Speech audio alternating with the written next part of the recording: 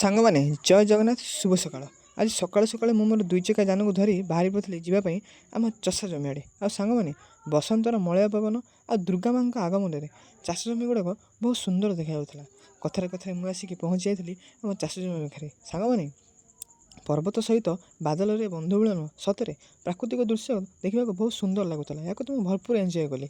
ଆଉ କଥାରେ କଥାରେ ମୁଁ ଆସିକି ପହଞ୍ଚିଗଲି ଏବେ ଘରେ, କାହିଁକିନା ମୋତେ ଡ୍ୟୁଟି ଯିବାର ଥିଲା। ସାଙ୍ଗମାନେ ବର୍ଷା ହେବା କାରଣରୁ ଛତା ଧରିକି ମୁଁ ଏବେ ବାହାରି ପଡ଼ିଥିଲି ଯିବା ପାଇଁ ଡ୍ୟୁଟି। ଯେହେତୁ ଆଜି ପ୍ରବଳ ବର୍ଷା ହେଉଥିଲା, ମୋତେ ଡ୍ୟୁଟି ଯିବାକୁ ଜମାରୁ ଇଚ୍ଛା ନଥିଲା। ସାଙ୍ଗମାନେ କଥାରେ କଥାରେ ଚାଲି ଚାଲି ମୁଁ ଆସିକି ପହଞ୍ଚି ଯାଇଛି ଆମ ବସ୍ ପାଖରେ, ଯେଉଁଥିରେ ଆଜି ମୋର ଡ୍ୟୁଟି ଥିଲା। ଆଉ ଆଜି ଡ୍ୟୁଟିରେ ଥିଲେ ମୋ ସାଙ୍ଗରେ ଡ୍ରାଇଭର ଦାଦାଙ୍କର ମୋର ଡେଲାଙ୍ଗରେ ଏପରି କିଛି ପାସେଞ୍ଜରମାନଙ୍କୁ ଧରି ଆମେ ବାହାରିଥିଲୁ ବଳେଇ ମିଳନ ପଡ଼ିଆ ଧାନକେରାକୁ, କାହିଁକିନା ଷ୍ଟପେଜ୍ ଥିଲା ଆମର ଧାନକେରା।